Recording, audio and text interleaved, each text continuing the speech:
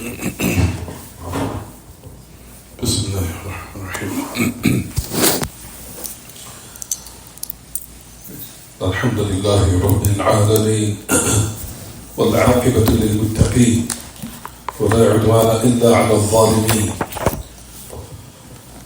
وأشهد أن لا إله إلا الله وحده لا شريك له الملك الحق المبين، وأشهد أن محمدا عبده ورسوله سيد ولد آدم أجمعين، وصلى الله عليه وعلى آله وصحبه الطيبين الطاهرين على مر الأيام والليالي والشهور والسنين. أما بعد. As we continue in this tremendous treatise by the great Imam Ibn Abbas Taqiyuddin Ahmad Ibn Abdul Halim Ibn Abdul Salam Ibn Taymiyyah Al-Harrani Al-Dimashqi Rahimahullah, the one that died 728 at the migration of our Prophet alayhi salatu wasalam. At the time now, 7:20 p.m., Wednesday, June the 5th, 2024 of the Gregorian calendar, which agrees with the Hijri date, which is currently the 27th of Dhul Qa'dah of Wednesday, the year U'am 1445, the year 1441 after the migration of our Prophet alayhi salatu wasalam.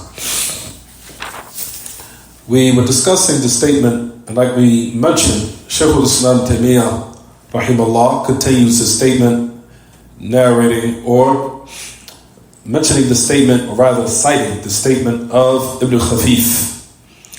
And you'll find that he was Sufi, he was upon tasawwuf. But like we mentioned, from the methodology of Shaykh al-Islam was to establish the proof against the opposition, or those who are upon misguidance, or those who are mistaken, utilizing the statement of their own scholars to show that if they're truly upon what's correct, this is your own scholar mentioning what the people of the Sunnah, or the people in which the Messenger of Allah was upon, and the companions, and they are saying what we say. So you'll find that he utilized the statements of their own in order to establish the truth, to make it clear to them that what he was calling the people to was something that was known, and it was the pure Islam, and it was the correct understanding of it. We talked about the statement mentioning the affairs pertaining to the Khawarij. If you go back to the book, it mentions about what was narrated upon the great Sahabi Abdullah ibn Abbas. It says, ثم ذكر المأثور عن ابن عباس وجوابه لنجدة الحروري. We talked about the story what happened with Abdullah ibn Abbas and the Khawarij, that when he came to debate them at the story, we gave the summarized version of what had taken place between Abdullah ibn Abbas and the Khawarij. We talked about the story, and it was very beneficial in a manner in which shows how it's not enough that a person is a diligent worshiper, and that they're a diligent worshiper based upon, or fundamentally upon, something perverted or something of misguidance. And how shaitan can inspire one to be very diligent in their actions and hard working and worship, and be from amongst those who are the losers. And that's an ayah in the Quran. Allah subhanahu wa ta'ala mentions that in Surah Al-Kahf. He says, أَلَمْ نُنَبِّئُكُمْ بِالْأَخْسَرِينَ أَعْمَالًا الَّذِينَ ضَلَّ سَعْيُهُمْ فِي الْحَيَاةِ الدُّنْيَا وَهُمْ يَحْسَبُونَ أَنَّهُمْ يُحْسِنُونَ صُنْعًا. That's an ayah, Surah Al-Kahf. The last page is Surah Al-Kahf. Allah subhanahu wa ta'ala says, will we not inform you of those who are the most akhsareen a'mala, those who are at the greatest of what? Loss in regards to their deeds. Those who set out in the world, الَّذِينَ ضَلَّ سَعْيُهُمْ فِي الْحَيَاةِ الدُّنْيَا. What they set out for in this world was misguided, even though they thought in their mind they were doing something good. Even though in their mind they really thought that they were what? Doing something good. You'll find that Allah subhanahu wa ta'ala mentions that. You'll find that the Khawarij was from, not only that, if you look back to the tafsir of Ali ibn Abi Talib radiallahu anhu, the tafsir of the ayah was, you'll find that he says this ayat was speaking about the Khawarij. The ayat was speaking about the people of Harura. Well, I think the word Harura was used. We talked about the reason why the Khawarij, instead of them being called Khawarij, that the word during the time of the Sahaba was Haruri. Haruri, as we mentioned last class. They were considered Haruri. And why?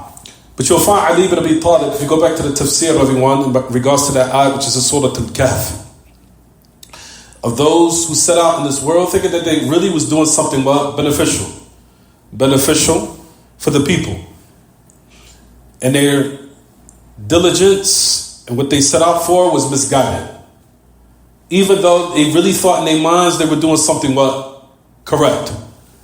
And that truly is a affair that is considered humiliation. That a person in their mind think they're doing something good, not realizing at the same time that what they're doing is actually considered mischief, corruption, mass hysteria, and mayhem within the earth. And from those who do this was who? The Khawarij. Really in their minds they thought they were drawing close to Allah, not realizing at the same time they're going further away from Allah. And they're going and drawing closer to who? To the Shaytan. We mentioned in regards to the statement of what happened, and let's continue. If you look back to the statement after Ibn Khafif, or after Shaykh al-Islam Taymiyyah mentioned the statement upon Ibn Khafif. After he mentioned the affair pertaining to the Harura, or the people from the Khawarij, he started to mention the hadith of surah. Then he mentions this. ثُمَّ ذَكَرَ حَدِيثَ الصُّورَةِ. This is what we'll speak about today. This hadith of the image. Hadith of the image. And I'm sure that certain people have heard this narration, and they said, for example, Allah created Adam upon his image. We'll talk about the narrations. And what does it mean? The hadith of surah, that Allah created Adam upon his image. He said, وَذَكَرَ أَنَّهُ صَنَّفَ فِيهِ كِتَابًا مُفْرَدًا وَاخْتِلَافَ النَّاسِ فِي تَأْوِيلِهِ ثم قال وسنذكر أصول السنة وما ورد من الاختلاف فيها فيما نعتقده فيما خالفنا فيه أهل الزيغ وما وافقنا فيه أصحاب الحديث من المثبتة إن شاء الله.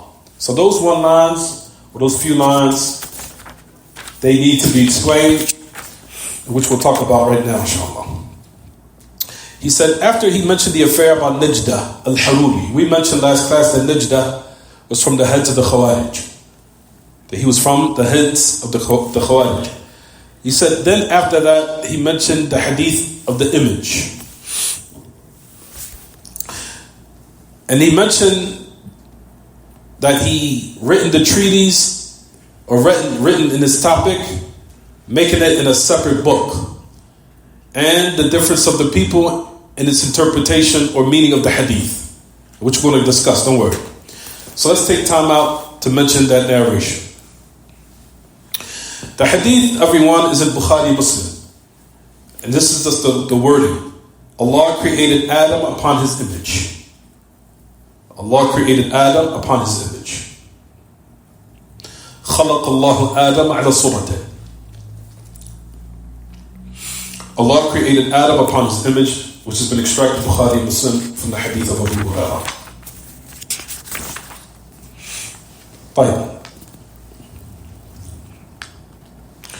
You'll find that Shaykh al-Islam said that he wrote a book in a separate treatise. You'll find that Ahl Ilm, from them is the great Imam Shaykh Muhammad al-Jami, rahimahullah. He said, لم نطلع عليه. He said, we didn't find it. He said, for maybe perhaps that the matbu'at al-haditha, or the new copies that are now being extracted for the people to read, inshallah, it will allow us or enable us to acquire that particular book. But he said, to this moment, we have not found the book. But that doesn't mean that it did not exist during the time of Shaykh al-Islam Taymiyyah. But it may have been lost, or it is still in manuscript form. Because a lot of those books, some of them are still in manuscript form. They're not in the copy version or in the copy type of way. But however, it's still in manuscript. But the most important thing is that we want to say is that he said we have not found it. Not to say it doesn't exist, but he said we did not see it yet. Then he mentioned about the hadith of surah, the difference, he says, of the people in its interpretation. You'll find that from Ahl-Ilm, which is Shaykh Muhammad al-Jami, rahimahullah, he said this. He said the hadith about the image, he said it's two narrations. It's hadithan. He said, I don't know which one is intended. However, if one says hadith of the image, if it's mentioned, if the statement is utilized, what is intended is that Allah created Adam upon his image. That's usually when a person says hadith as-surah, the hadith of the image. Allah created Adam upon his image. He said this type of ikhtilaf, and you'll find everyone that this narration does not affect one's aqeedah at all. Nor does it consider from those narrations where one can utilize the saying that the scholars differ in the affairs of usul and things of that nature, which you'll find that the people of desires try to utilize against the people of the sunnah. In which, like we said, will clarify and make it clear for everyone. But there's two narrations. The first one is this. When we mention this, take in consideration that the first part of the story of the hadith, if you now understand it in this way, it has nothing to do with aqeedah at all, which we're going to explain. Just listen. Or it has nothing to do with the nusus al-sifat, rather, I should say that, and put it in better terms, better wording.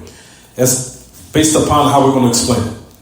He said, if you look to the first part of the story of the hadith, which we're about to mention now, it's not considered from the text of the sifat of Allah, the characteristics of Allah. What do I mean by that?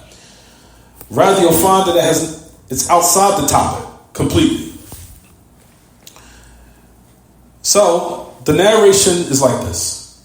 مر رسول الله صلى الله عليه وسلم على رجل يلطم خادمه في وجهه ويقبحه فقال إذا قاتل أحدكم أخاه فليجتنب الوجه فإن الله خلق آدم على صورته.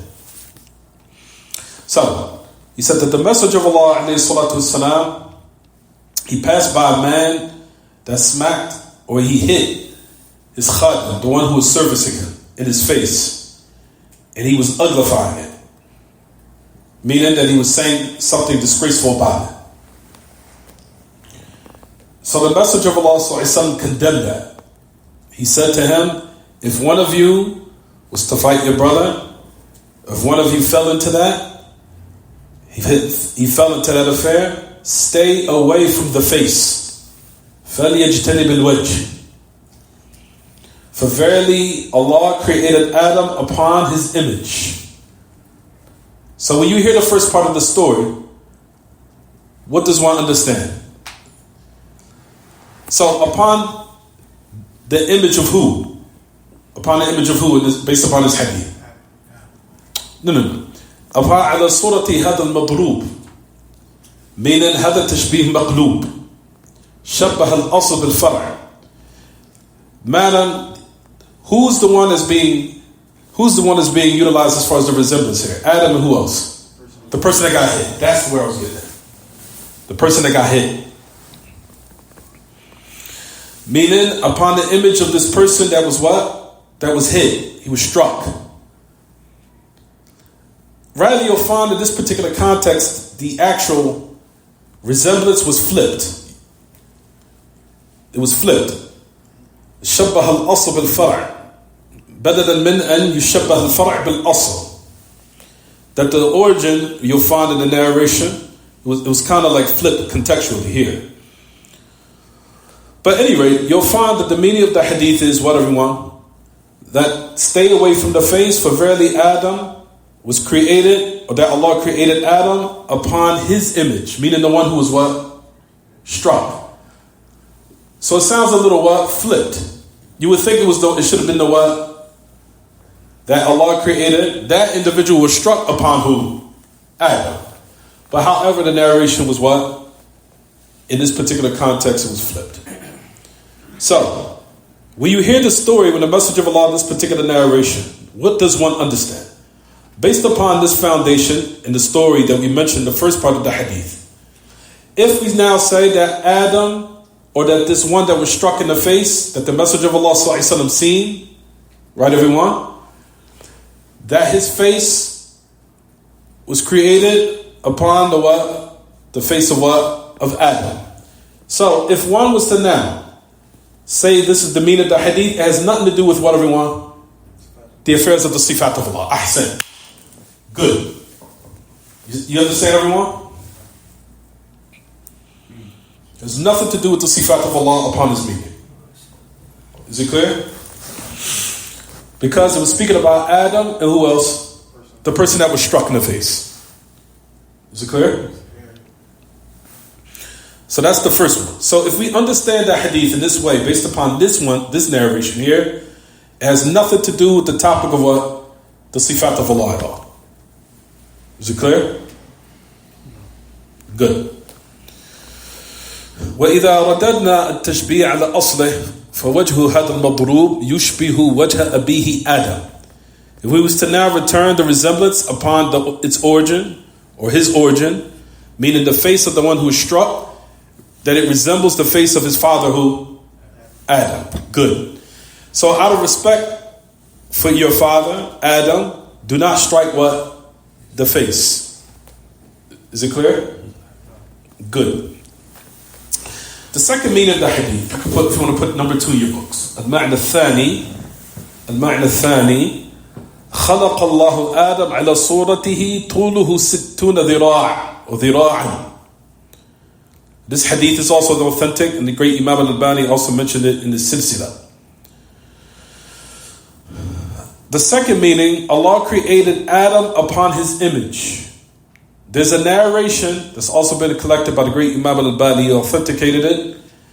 He said that his original what? His original height was 60 dhira'an. It was 60 arm spans. Is it clear? No. So, when you look to now the last part of the hadith, he created Adam upon his image. So what? Excellent. Where does it go back to, everyone? The actual damir, or the pronoun here, his, is speaking about who? I want you to contemplate on the narration again. It says Allah created Adam upon his image. His length or his height was 60 arm spans or cubit spans, arm spans. Listen to the narration. So here in this narration, upon his image, who's it returning back to? Adam. It's clear. What does that mean? The meaning of the hadith here is just as the great Imam al-Albani he even mentioned. He said, خَلَقَ اللَّهُ آدَمَ عَلَى صُورَتِهِ.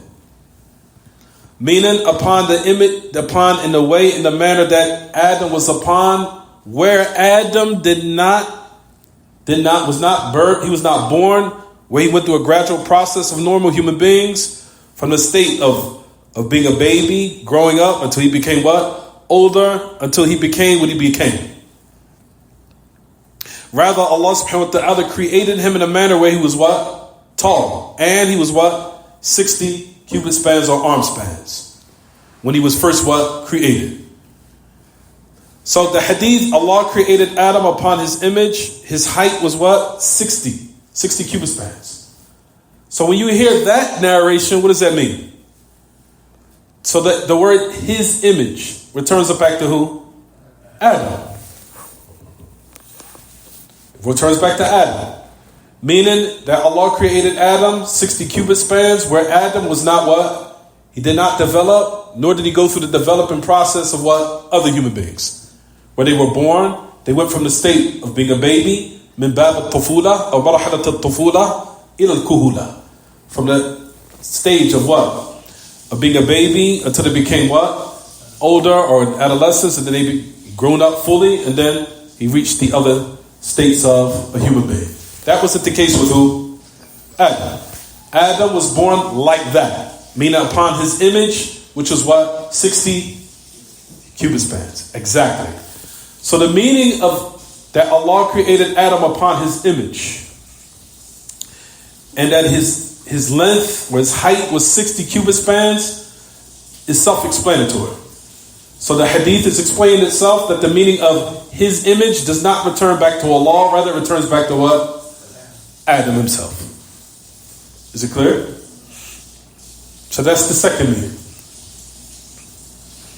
That's the second meaning. Second meaning or second hadith? Second meaning or second hadith? Both. Okay. The second meaning and the second hadith. It's both.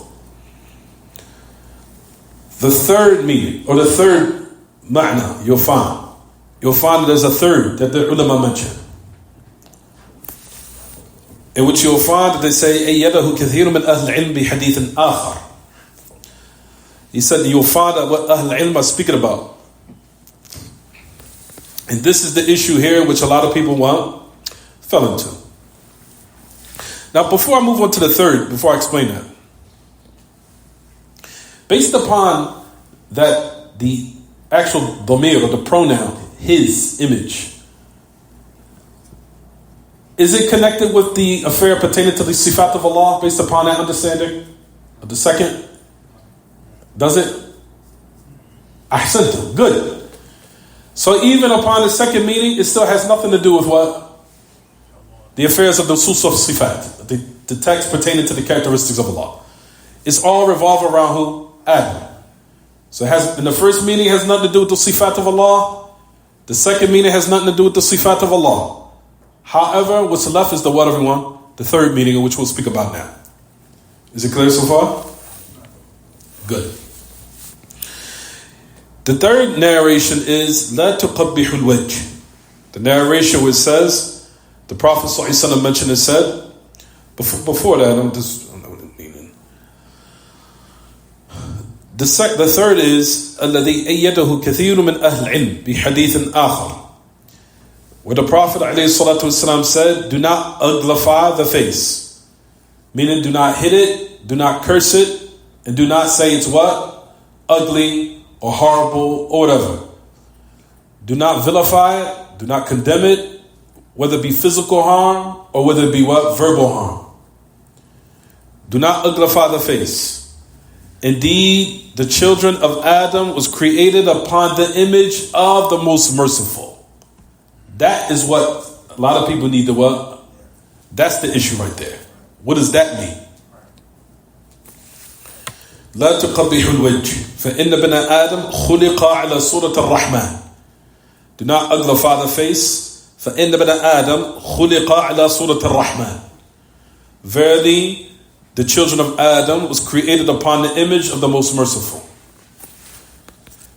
طيب.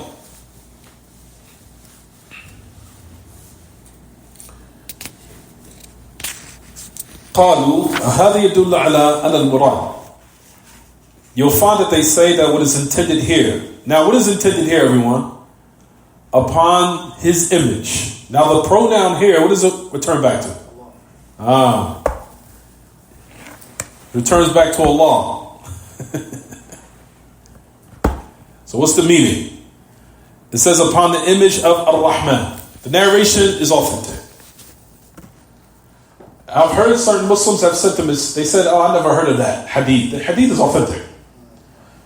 But what do we say here? What does it mean? That Allah subhanahu wa ta'ala created Adam, the children of Adam, upon the image of the most merciful. What does it mean though? المجلد الثاني عندك أو الأول؟ الثاني. صفحة 62. صفحة 62. طيب. الحديث الثاني في أعلى الصفحة. صفحة 62 أعلى الصفحة. الحديث الثاني يفصل الحديث الأول ويشهد له. طيب. So the second part of the hadith, of course, it explains now the what? The first part, right, everyone? And it what? Gives it a testification for, or witnesses the meaning for it. So here clearly you'll find that the pronoun here is returning to who? Allah subhanahu wa ta'ala. Like, so what do we say here? The children of Adam was created upon the image of Rahman. So they bring now the tafsir, the meaning of the word surah. Surah, image. Image. You'll find that they saying from the meaning, you'll find that is what the great Imam Ahmad ibn Hanbal al-Shaybani, you'll find that from Ahl Ilm, given the tafsir of it, they say that Allah, meaning that the image means Allah subhanahu wa ta'ala's characteristics in the general meaning. And I'll explain it, don't worry. Meaning that Adam has the characteristics of some of the characteristics of Allah subhanahu wa ta'ala in the general sense, such as knowledge. As we know, Allah has knowledge, and the children of Adam also have what? Knowledge. That Allah subhanahu wa ta'ala is hilm, He's forbearing. Likewise, there are human beings that are also what? Forbearing. The human beings have the what? Ability. And we know Allah subhanahu wa ta'ala has His what? Ability. That the human being intends or wants to do things. And likewise, Allah subhanahu wa ta'ala intends and He has an irada. He wants to do certain affairs. Despite the fact that what? The difference between both of them is in the reality of these characteristics. That they don't resemble one another. Even though in the general sense they what everyone agree. Is it clear? Just as we have mentioned in so many occasions and in so many different what? Classes. So, that Allah subhanahu wa ta'ala, Adam has the characteristics of some of the characteristics of which Allah subhanahu wa ta'ala has. And He's described by. Taking consideration the differentiation or the differences between the reality of the characteristics of Allah and the reality of the characteristics of the children of what? Adam. That there's no resemblance in that affair, but however they agree where in the general sense of the word only. But the reality is there's no what? Resemblance, even though they agree in the general sense of the meaning. Is it clear, everyone? Good. Some of Ahl Ilm from the Salaf, they used to say, upon His image, meaning in a manner that befits Allah. Meaning an image that befits Allah. And we don't know how it is or the reality of it.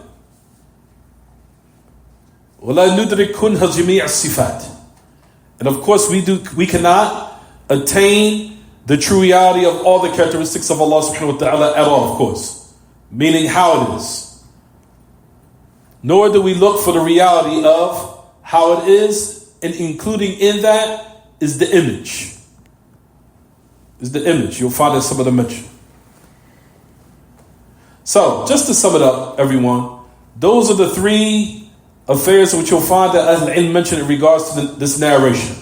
And like we said, one has to take in consideration the narration and the meaning and the context. We have the first meaning, which is what everyone, when the Messenger of Allah passed by the man that struck his what?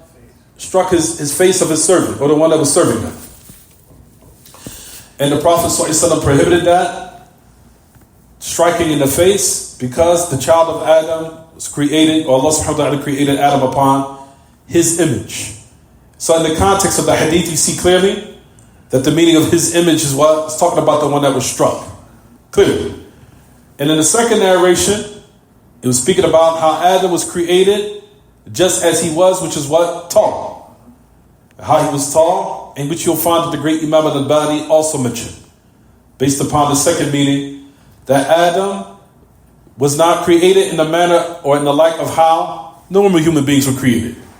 He was created 6 feet or 60 cubits tall, and he did not pass the stage of what? Infancy, or being a baby, or things of that nature. Meaning he was created just like that. So upon His image was speaking about what? Adam. Based upon the second meaning.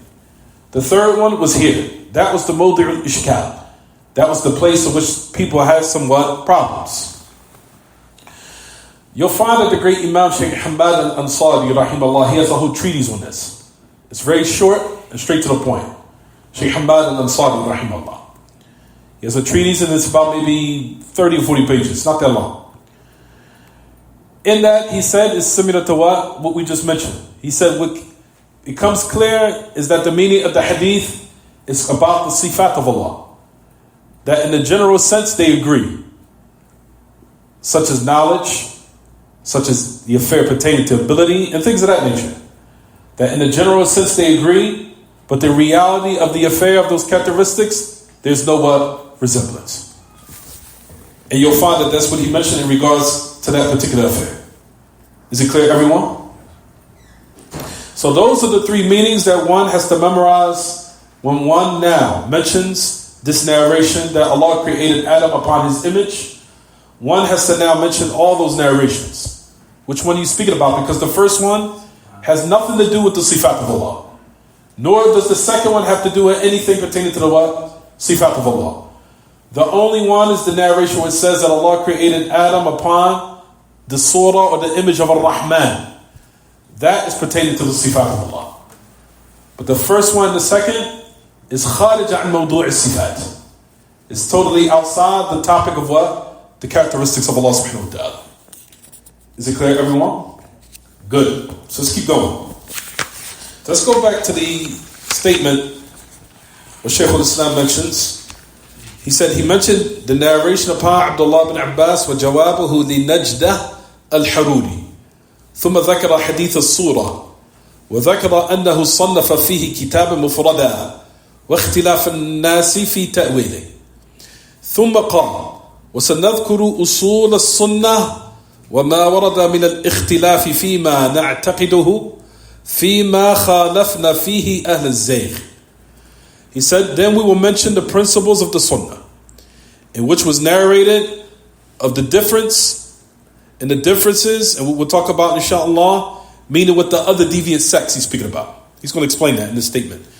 The differences in what we believe and what we oppose in it, the people of desires. Is it clear?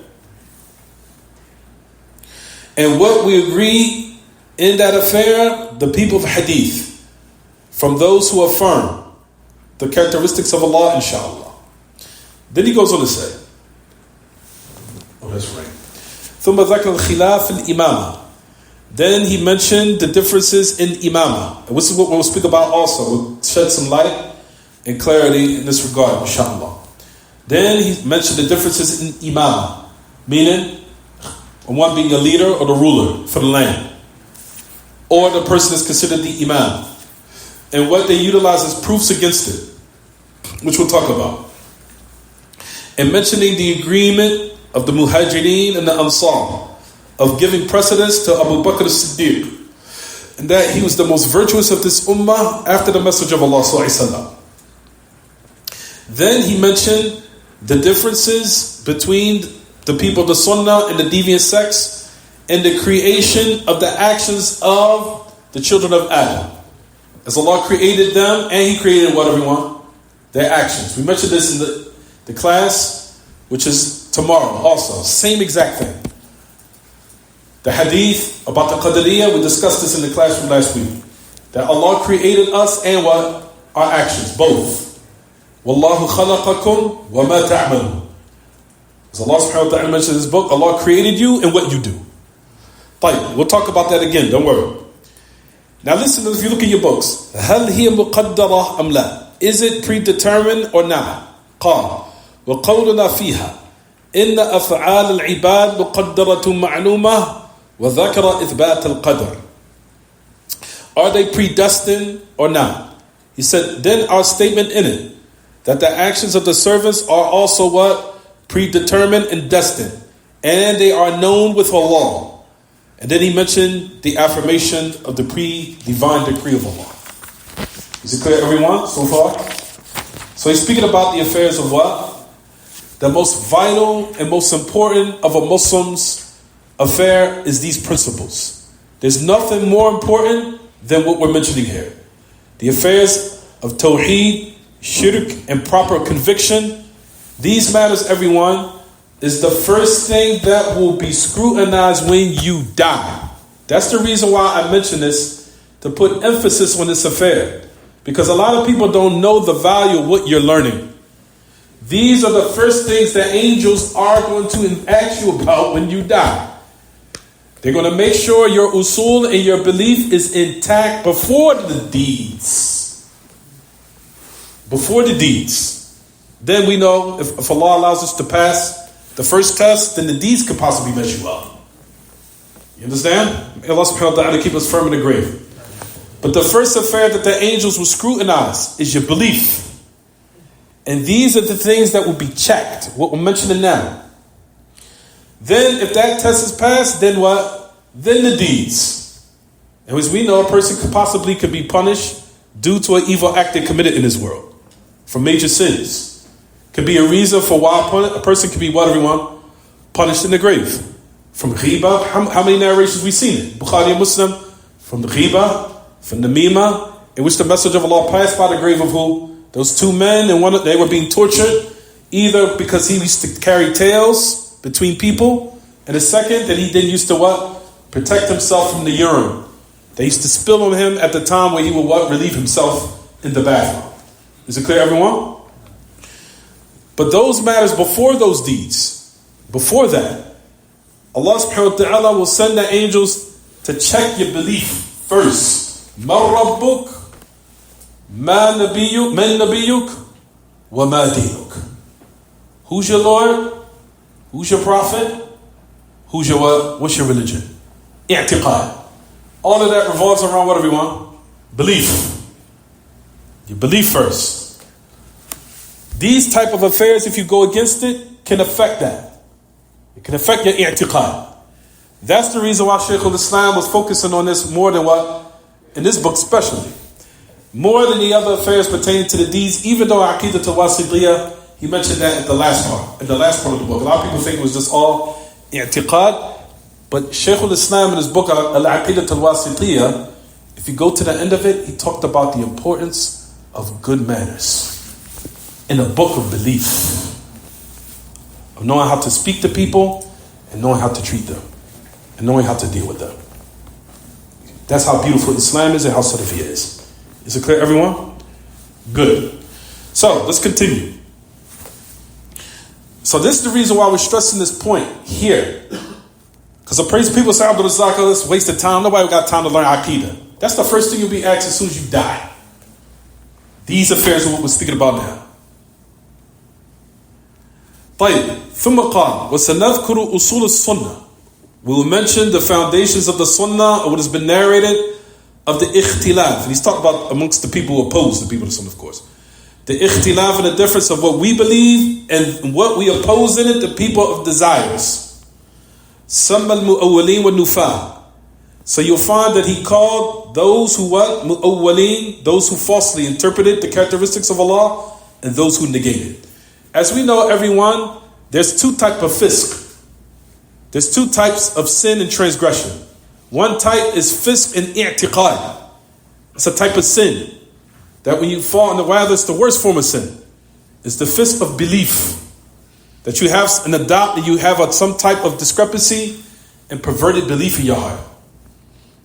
Is it clear? That is the worst form of fisk. And then you have the second form of fisk, which is fisk of what? Of the amal. Fisk of the amal. Transgression and disobedience in the form of what? Of actions, meaning of sins of the actions, of course, which we know. However, the topic what we're speaking about here is fisk of what? Of i'tiqad.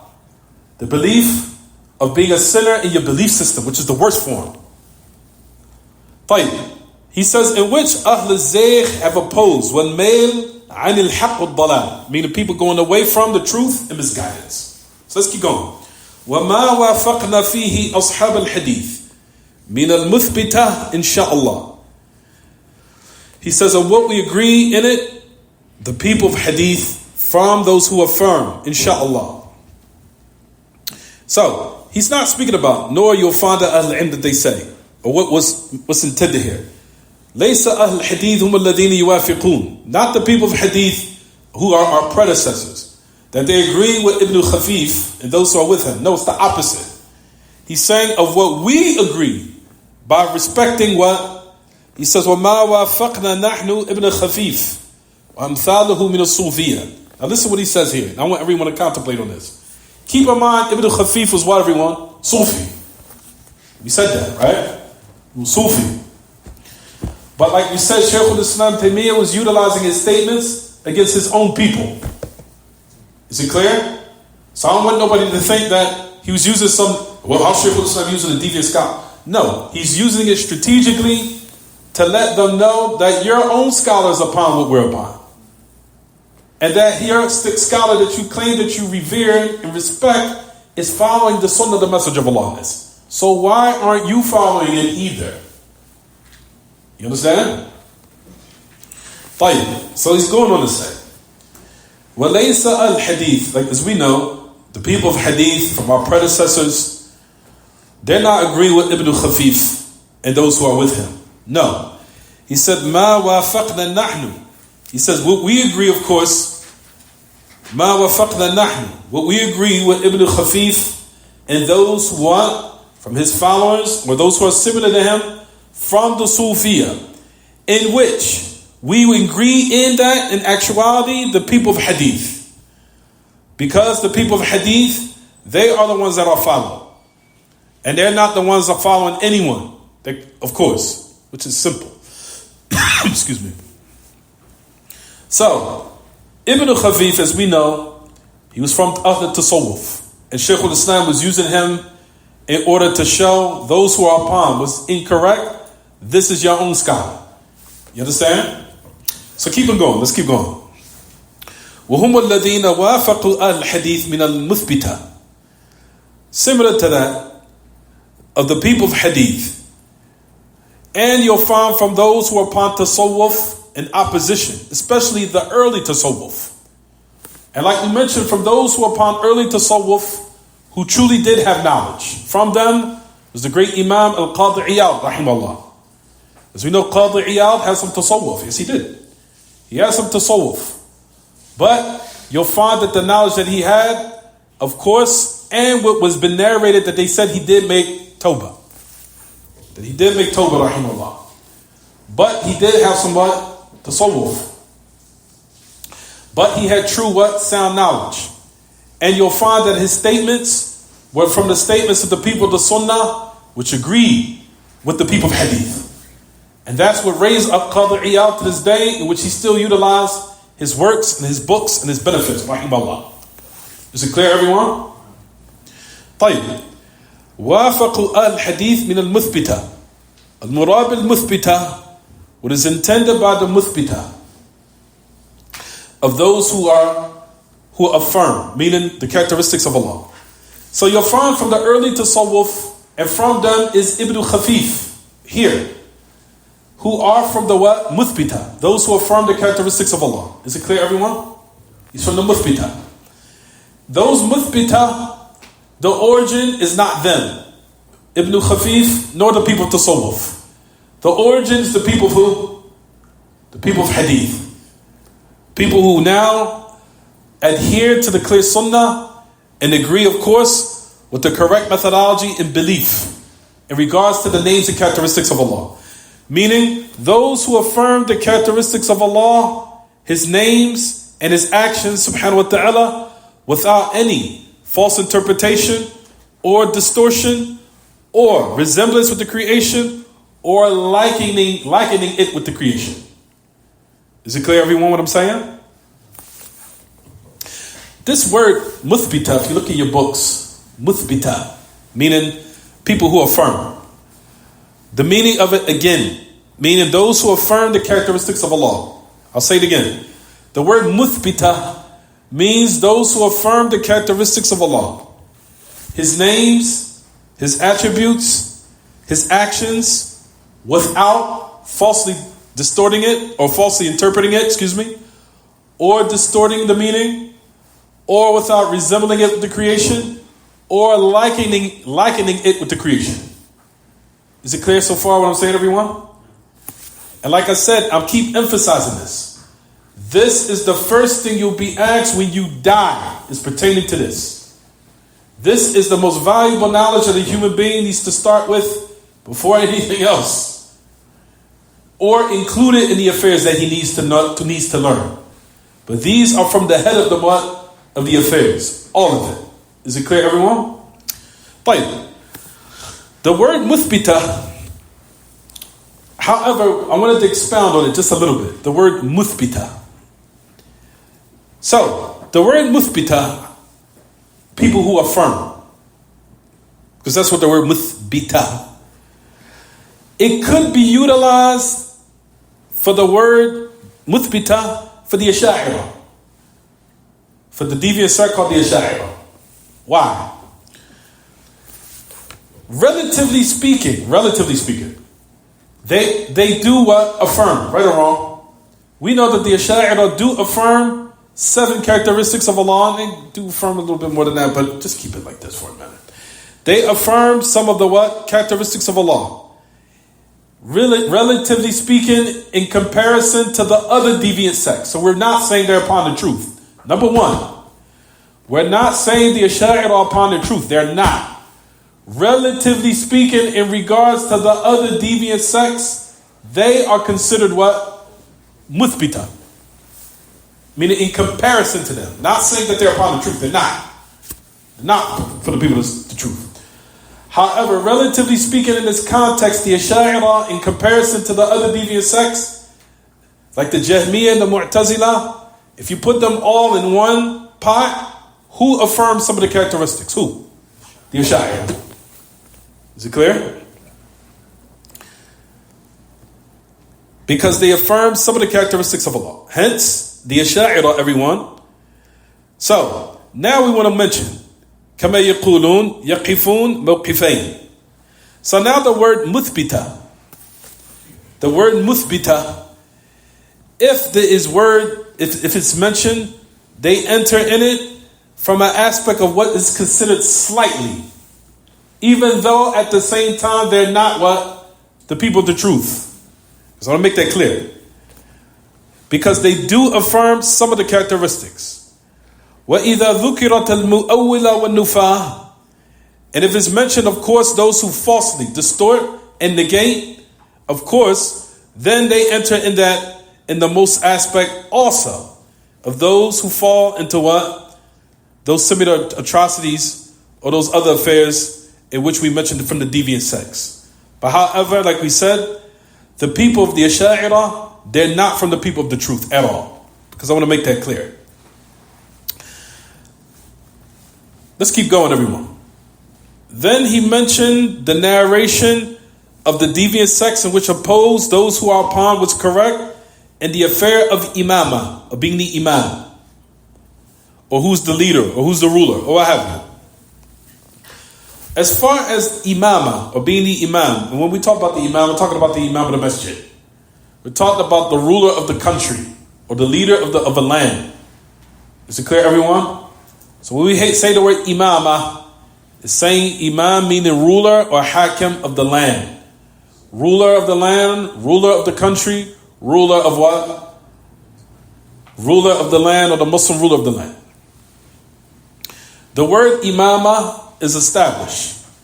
Is it clear, everyone? It's thabita. The problem is you'll find there are people that deviate from this matter. And they go to the extremes in it. You'll find from those who go to the extremes in it is the Rawafid. As you'll find they went in the affairs of being extreme in this word of imama, of a person or the imam has to be established.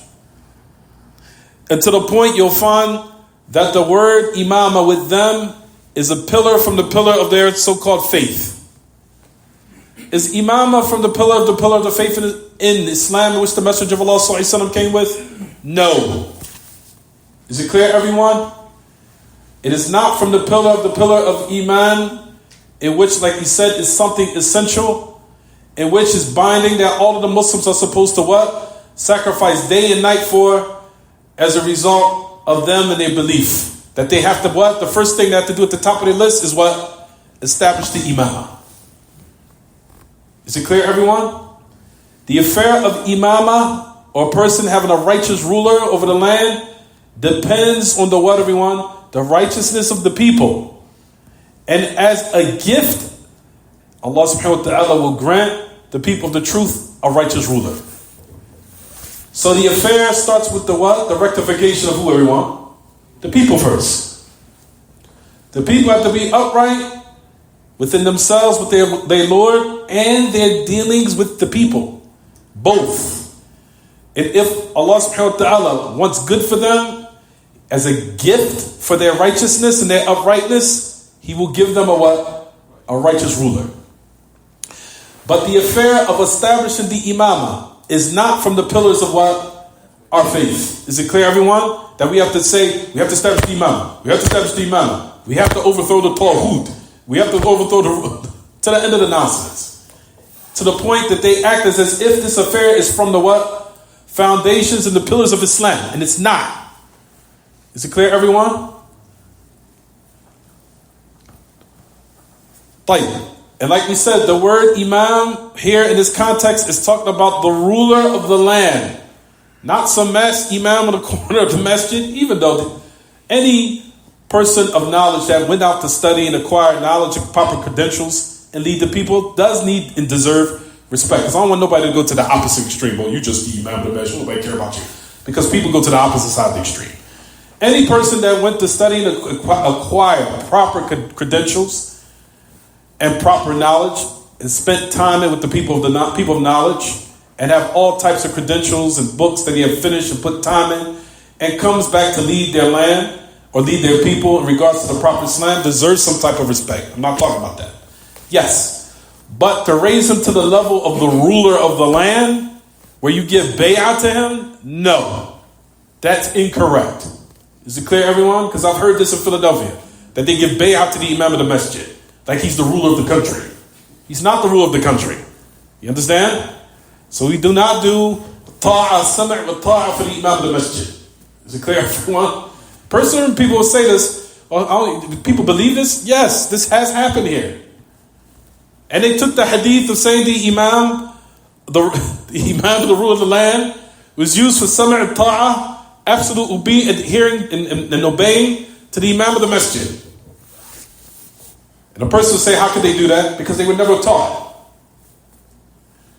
So that's what the affair is speaking about here in this context. Speaking about the ruler. However, what we're saying here, that the rawafid of those who are deviant, from the Khawarij also, they also make the affair of imamah, they make it the religion with them. That this has to be established. And that the imam and the imamah, that the affair of imamship, if you want to call it, in Sahih Ta'bir, be imamati Ali. That the imamah deserves with Ali ibn Abi Talib. And with them that is greater than iman with prophethood. Rather they'll find to say that imamah of Ali or anything similar to that is greater than prophethood or similar to it. Is that correct, everyone? Absolutely not. That's ghulu. That's extremism. So, the word imam of Ahl Sunnah does not reach this degree. Doesn't reach this level, everyone. But we do believe that there is the imams that the Messenger of Allah did tell us to follow in those narrations, in which he told us to adhere to the sunnah. Who is who, everyone? Abu Bakr, Umar, Uthman, Ali. In that narration, that's clear. Which is considered the ai-immah, or if you want to call it, al-khulafa al-rashidun. And that they were ai-immah which the Messenger of Allah commanded us to adhere to their sunnah. And it's obligatory, it's an affair that is what? Paramount for us to firmly believe in regards to them and adhering to their sunnah. However, the extremism in this word imam, being imam, or the ruler, and they make it similar to prophethood, or greater than prophethood. These are from the characteristics, like we mentioned, of the Rawafid and the Khawarij, in which the imamah with them, like we said, when they say in their statements, is only for Ali ibn Abi Talib and his grandchildren and those who are what? And those who ascribe to him. Is that correct, everyone? No. With the people of the Sunnah, Ahl Sunnah wal Jama'ah, Al-Imam al-Awwal, the first Imam after the Messenger of Allah ﷺ was who? Abu Bakr, or Umar, or Uthman, Ali. Is it clear, everyone? Good. Also, he mentioned the difference of the agreement of the Muhajirin and the Ansar. The agreement of the those who migrated and those who received those who migrated, who are the Ansar, upon giving precedence to Abu Bakr as-Siddiq radiyallahu anhu. And that Abu Bakr as-Siddiq radiyallahu anhu is the best of this ummah after its prophet. Wa afdal al-a'imma, and he is the best of those khulafa that the Messenger of Allah sallallahu alaihi wasallam told us to adhere to their sunnah. And all of the Sahaba were unanimously in agreement upon that. Until that, it's considered everyone the ijma', a consensus. The consensus of those who received, those who migrated. So, those now who oppose this type of ijma', this consensus as we mentioned, then they also have followed misguidance and went outside that particular consensus. We know this affair is extremely dangerous. It can even lead to disbelief if one is not careful. Especially when person now ridicules and mocks Abu Bakr as-Siddiq radiyallahu anhu and declares him to be a kafir, or declares him to be a munafiq, or declares him to be treacherous, or perfidious, or whatever it is. Or that they say he apostated and he fell into disbelief. And these affairs, like we said, everyone, are extremely dangerous. And to the point you'll find that they say that he's even considered from the inhabitants of hell. Wal-'iyadhu billah. In which the Messenger of Allah sallallahu alaihi wasallam clearly said that Abu Bakr is where everyone, he's in paradise. All of this type of belief is kufr, ridda. Not only that, these affairs could possibly lead to one being punished in the grave as a result of these beliefs. That's also something people need to be aware of. They think, oh, it's not that big of a deal. No. These affairs could possibly lead to one being punished in the grave as a result of it. To believe that Abu Bakr and Umar were kuffar, a'udhu billah. And to believe that they're the people of hell, or from its inhabitants, and that they apostated. These type of beliefs, everyone, are called fisq and i'tiqad. They're called sins and disobedience in belief, in which as a result of it, one can be punished in the grave if one embraces these types of beliefs. To believe that Abu Bakr and Umar were the worst of this ummah after the Messenger of Allah clearly established in the narrations that they were the best of this ummah, and that they both were in paradise. And that Abu Bakr radiallahu anhu, his daughter, and Umar al-Khattab, his daughter, both of them also are from the what? From the inhabitants of paradise. Abu Bakr, whose daughter is Aisha, and Umar al-Faruq, whose daughter is Hafsa.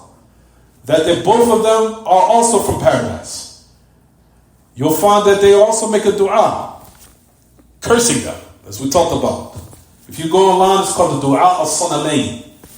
It's called Dua al-Sanamayn. The dua of the two statues or the two idols that are in hell. And they have a supplication for it. And they say, curse Abu Bakr, I don't even want to say it. Curse them and curse their daughters. And they call them, like we said, the statues of what? Of the hellfire. And this is clear to show why those who are upon the sunnah do not want to have anything to do with the what? The Rawafid, which their place today is where? In Iran. And they also have bases, which is Hezbollah, which is at the end of Palestine. We don't call it Israel. Palestine. And on the end, also, which is from the Houthis, who are also in Yemen. They're all together. Every single last one of them are together. They're united. They all are in cahoots, and they all are correspond one another, and they're all upon the same thing. From the Houthis, from the people of Iran, and Hezbollah. Don't be fooled by their so-called outward defense of the people of Palestine. Don't be fooled. All of it, people who are involved in that affair, is all satanic. Don't be fooled by the missiles that they so-called hit and struck American boats in the Red Sea. And they struck it from Yemen. Currently they saying that they made a blockade a couple of months ago, and then recently they struck some of the boats in the Red Sea from America. Don't be fooled. It's all a plot, and they use it strategically to put pressure on those who's trying to be firm upon the sunnah to make them look bad. See, we're the defenders. We're those so-called people of the sunnah. Are they defending us? Defending the people of Palestine. It's an ulterior motive behind it. You understand, everyone? Don't be fooled. Is it clear? Good. So let's keep going. How much time we got? Oh, we got, alhamdulillah, we got a couple more minutes. Good. So that's what the affair what we mentioned. So based upon that, let's go back to the statement of Ibn Khafif, everyone. ثم قال Ibn Khafif. وكان الاختلاف. Now we just talked about the hadith of surah. We also spoke about what everyone? The affair of imamah. Is imamah apart from the arkan of Islam or arkan al-iman? La. So if you see one running around, we got to establish the ruler. The ruler has to be established. We have to establish the... You understand? أخي أولا يا أخي هذا ليس من أركان الإسلام وليس من أركان الإيمان الإمامة. And if it is, أين الدليل? There isn't any. Is it clear, everyone? Where's the evidence? There isn't any. So a person should not rave and hoopla around the imamah, especially if the Muslims are upon what? Misguidance and all types of perverted ideologies, which affects their belief, and as a result, Allah subhanahu wa ta'ala punishes us by evil rulers. As a result of the what? The state of the people. Is it clear? طيب. So now what we want to say. Let's move to this next statement. It said, قال وقولنا فيها. The statement in which it regards to those who are upon deviant ideologies, in regards to the qadr of Allah. He says, the affair pertaining to the creation of the actions of the servants. What did we say last class, everyone? وَاللَّهُ خَلَقَكُمْ وَإِيش وَمَا تَعْمَلُونَ. Allah created you and what you do. تقرأ أثناء الدرس إن شاء الله تراجع فيما بعد. انتبه. تقرأ معي طيب جيد ممتاز. Verily the actions of the servants are what, everyone? Are they from the qadr? Yes. Allah subhanahu wa ta'ala created us in what? What we do. What are the 4 levels of the qadr, everyone? First one is what? The knowledge of Allah. So Allah subhanahu wa ta'ala has full knowledge of who is to be created in this dunya. Right, everyone? Right or wrong? Good. And Allah subhanahu wa ta'ala has full knowledge of what they were going to do in this dunya. Right or wrong? طيب. That's known with Allah. Also the second level of the qadr is what? It was written. It was maktub. It was written down. It's the second level of the qadr. The third level is what? The mashi'ah, or you could call it irada. The mashi'ah, the irada. The fourth is what? Allah created it. Or He originated it. He created it. Good. Keep in mind, that's the affair. Based upon that, you'll find that those who oppose those who are upon the truth was those deviant sects called the Qadariyah. The Qadariyah and the Jabriyah. I mentioned this last class, don't worry. What's the Qadariyah, everyone?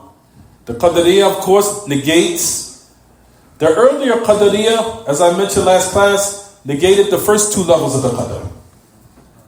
They were considered kuffar. Based upon the hadith of Jibreel, which is in the Sahihain.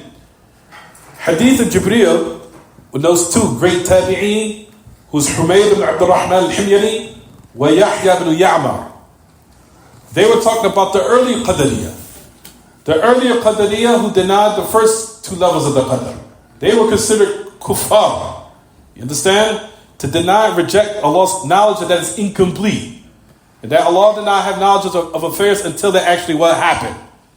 وقال بأن الأمر أنف يعني مستأنف من جديد وأن الله لم يكن له علم بهذا الشيء حتى وقع هذا كفر. You understand, everyone? That the affairs pertaining to the knowledge of Allah, that He did not have knowledge of affairs until they actually what happened, and the denial and rejection of it being what written. Also, from the deviant affairs of the later Qadariyah is that they rejected the 3rd and 4th level. The 3rd and 4th levels, the what? The Mashiach. The will of Allah. And that Allah subhanahu wa ta'ala... No, excuse me, everyone. No. The will of Allah. The opposite is the Jibriyah. The will of Allah subhanahu wa ta'ala, that His will is totally negated. Rather, the will, the 3rd level of the Qadr, all of it is connected with what? The actions of the servant and what they choose. And that Allah has no what? Will over any affair.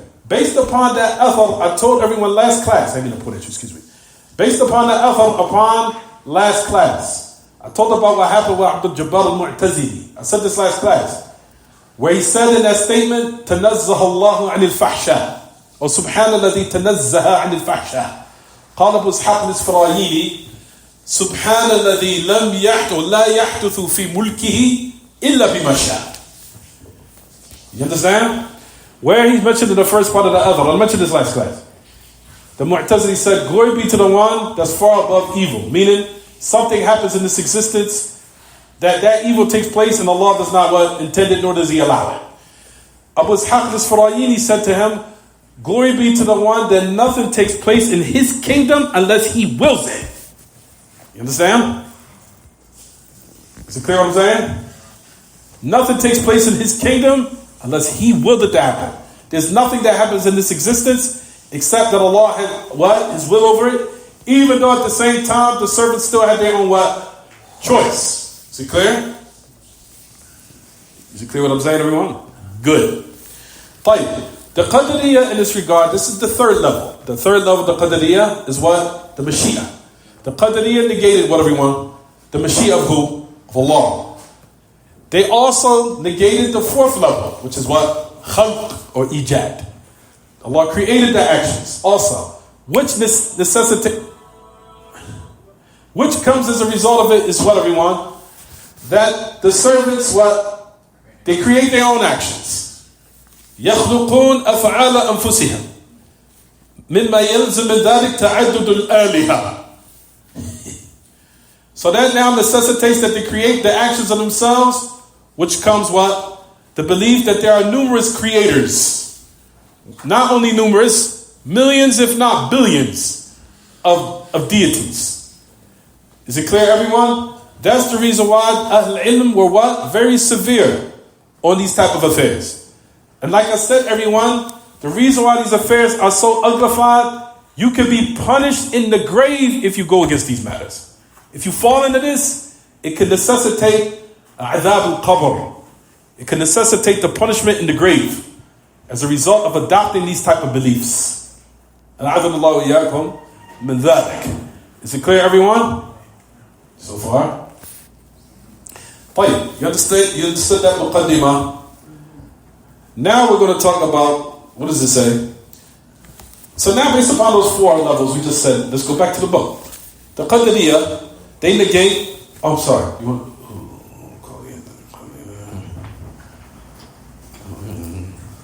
زميلة صوت جهولي اتفضل محمد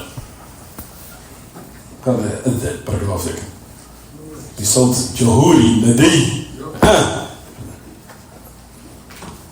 تفضل color right in the back. He said he about to call it. Muhammad's about to call it. No. I asked you first.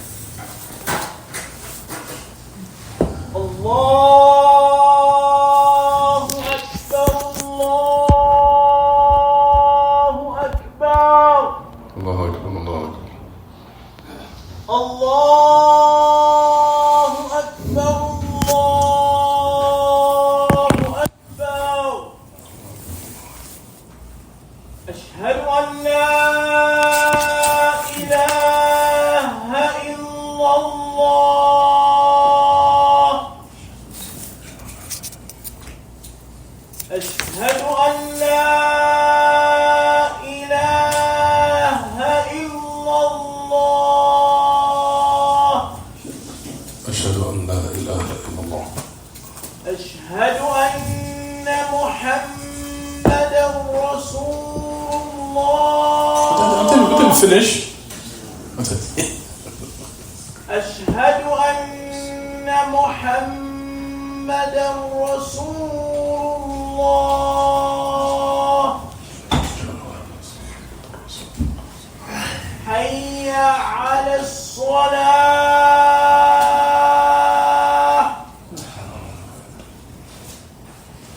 حي على الصلاة.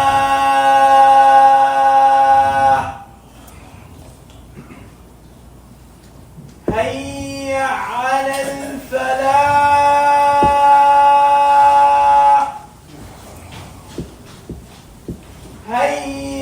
على الفلاح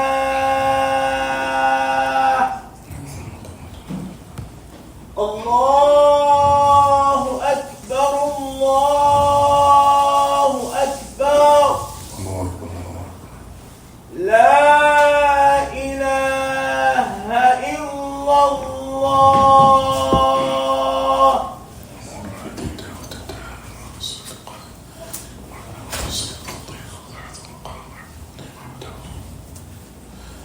We talked about the affairs pertaining to this affair of the will, or the affairs of the qadr. We spoke about the matter pertaining to the qadariyah, and we talked about some of the differences that the affair of the devil, shaitan and iblis, that you'll find that iblis, everyone, also fell into this affair. We'll talk about the type of deviation that iblis fell into. From the affairs, of course, we know he used his own opinion. He gave precedence to his own opinion, in addition to arrogance and rejection of the truth based upon arrogance and all the other great atrocities which are extremely dangerous upon a human being to fall into. Rejection upon knowledge, rejection upon arrogance, rejection upon following your desires, discrepancy in your belief, I meant to say. Discrepancy in your belief because Adam disobeyed Allah based upon his desires. But those type of affairs, everyone, in addition to that, Shaitan also fell into the affair of the qadr. He blamed Allah for why he fell into what he fell into. He said, فَبِمَا أَغْوَيْتَنِي لَأَقْعُدَنَّ لَهُمْ صِرَاطَكَ الْمُسْتَقِيمَ. Because if you misguided me. What does that mean? You written this for me. This is your fault. You understand? You had knowledge this was going to happen. He tried to blame Allah, which as a result, he fell into some type of Jabriyah.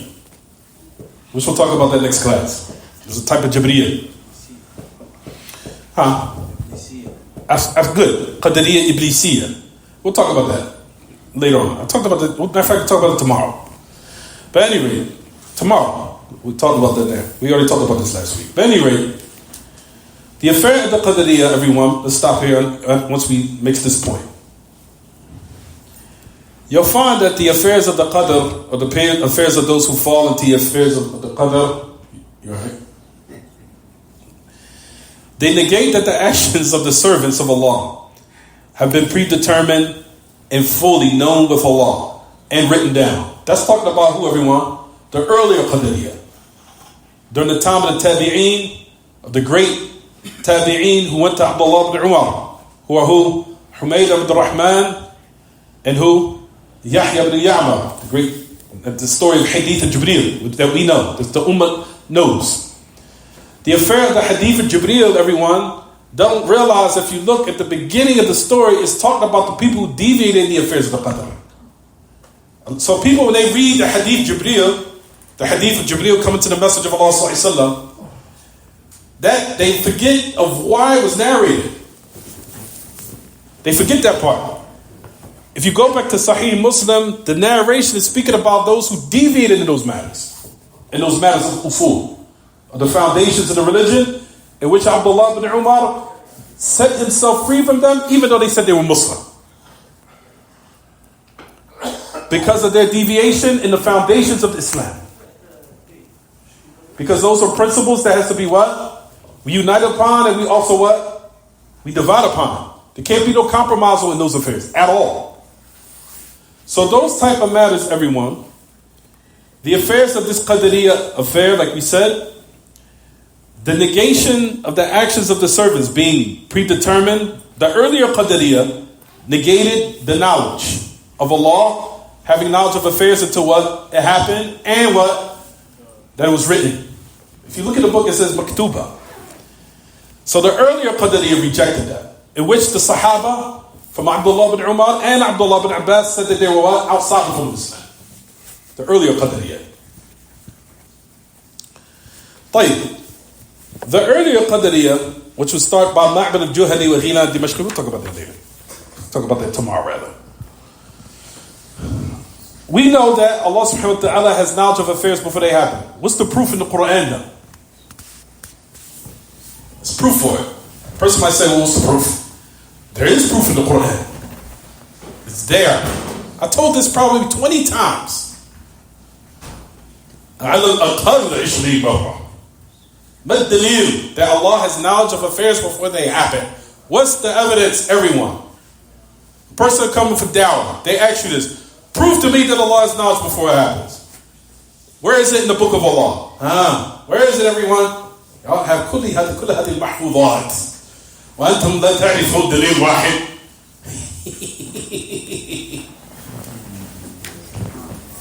طيب, I'll give it to you. It's one. وإذ قال ربك للملائكة إني جاعل في الأرض خليفة قالوا أتجعل فيها من يفسد فيها ويسفك الدماء ونحن نسبح بحمدك ونقدس لك قال إني أعلم ما لا تعلم. The ayah of Allah subhanahu wa ta'ala says in this book, hence your Lord said to the angels, I am going to make in the earth a khalifa. Where was Adam? He was in paradise.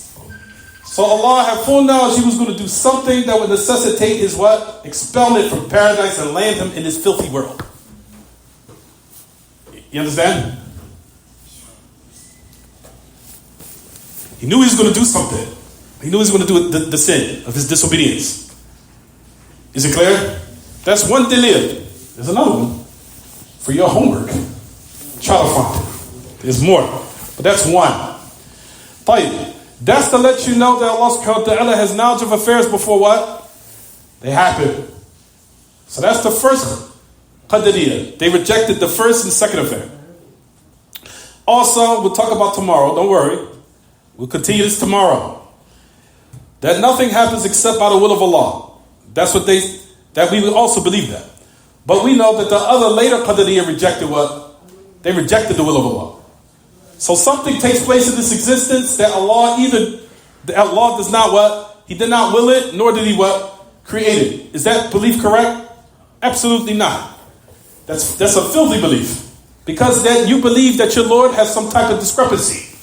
Or he has some type of what? Incompleteness. As him being a deity of the heavens and the earth. Subhanahu wa ta'ala. Is it clear? Good. We believe that Allah subhanahu wa ta'ala is fa'al. We believe he's fa'al ma yurid. He's constantly doing what? What he wants. And that Allah is al-khallaq al-alim. Constantly creating, and he's all what? Knowledgeable of what he creates. So he just doesn't create. He has knowledge of what he's creating, and there's a reason why he's creating. Is it clear, everyone? Good. Also, we believe that Allah has created his servants, and Allah created what, everyone? What did he create also? Their actions also. Clear? Wallahu khalaqakum wa ish wa ma ta'malun. Allah created you and what? And what you do. Good. That's the aqeedah of Ahl Sunnah wal Jama'ah in the times of old and during these days and times.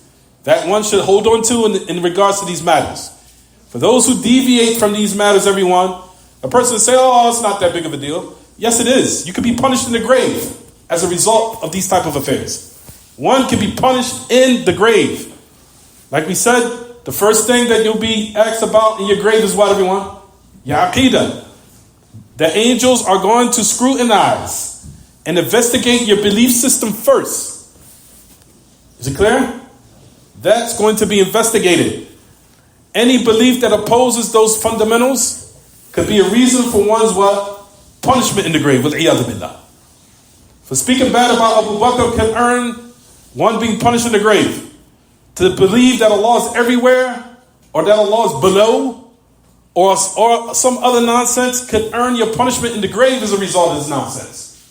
These affairs are not small, they're huge. You understand, everyone? Good. That's the reason why we teach these affairs first. So the people can die in a sound state fundamentally first, before their deeds. Or before their deeds are checked. Is it clear? Good. We'll stop here. I'll see you tomorrow, inshallah. Any questions about the lesson?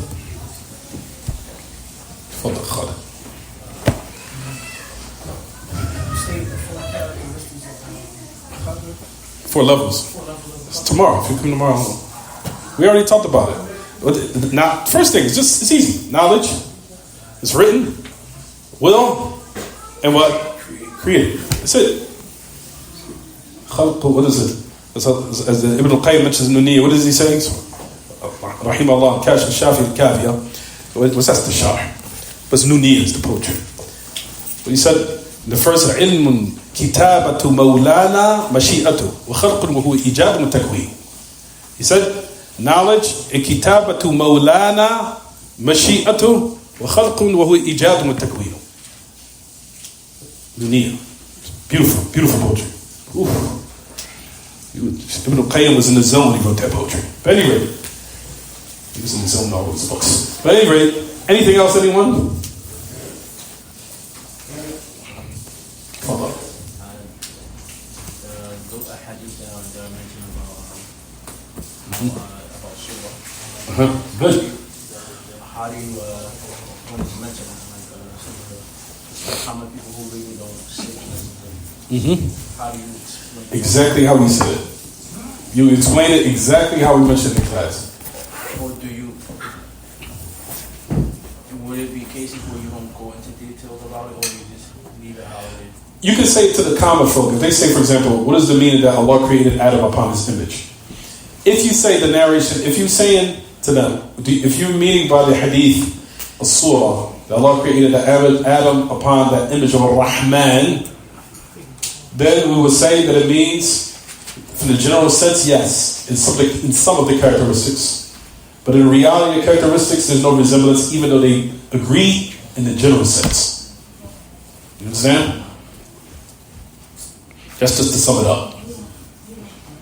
But if they want more details, because if you go back to Shaykh al-Albani, he takes that the meaning of the hadith is the second meaning. He says that because he said we have the narrations that explains what they mean.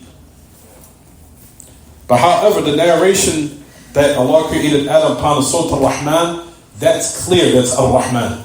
So what do we do with that narration? How do we explain it? So we explain it just how we just mentioned it. But the great Imam al-Bari, rahimahullah, even mentioned in the book that the second meaning, he said those narrations explain that. He said that Allah created Adam upon his image, meaning at the time when Allah created him, where he was what? 60 cubit spans or arm spans or cubit spans, how do you translate it? This is sittuna dhira'a. 60 cubit spans or arm spans. He was very tall. That he didn't go through the stages of what? Infancy. He was just created just like that. You understand? So Allah created Adam upon that what? That image which was 60 what? Cubit spans. Because he didn't go through what? Infancy, or nor did he what? Grow up. He was created just like that. So upon his image, was any of the human being created like that? No. So upon his image means it was what? It was Adam, based upon that narration. You have to explain it just like that, if they want more details. You get it? That's how you would say it. Knowledge is power. Knowledge is light. Knowledge is light. Jahl is bliss. Ignorance is bliss. Like last thing, I think there was a question online. It was stopped. So the brothers that follow a female imam, are they? Ooh. Person would have to give me a detail. What do you mean female imam? Imam in a prayer or imam in a ruler or the leader in the land? So you got to give me a little bit more details. As far as the imam and the prayer of female, your salat's batil. You have to remember. You have to pray over again. Is it clear, everyone? If a female leads you in prayer, your salat is invalid. You need to go pray it over again. Okay? Is it clear? Now, as far as in rulership with the land, if you're forced, that's something different. Is it clear? That's something different. But person needs to give me a little bit more details, inshallah. But they sent me something. They need to give me a little bit more. Give me some more details. Oh, the leader of the Masjid, do we consider them kuffar? No. Don't rush to make takfir of them. They have to be clarified and establish the proof and the evidences against them. And like I told you, there is no following to give bay'ah to any imam, whether they be male or female, of the Masjid, where they're given sama' and ta'ah, hearing obedience. Even though, like we said, people of knowledge need to be respected. Nobody's saying that. But however, to declare them kuffar, I say no. There has to be the proof and established upon them. Don't rush to takfir. Rushing to takfir is extremely dangerous. So, inshallah, we'll talk about that tomorrow. طيب stop here. صلى الله وسلم وبارك على نبينا محمد وعلى آله وصحبه. سبحانك اللهم وبحمدك أشهد أن لا إله إلا أنت أستغفرك وأتوب إليك.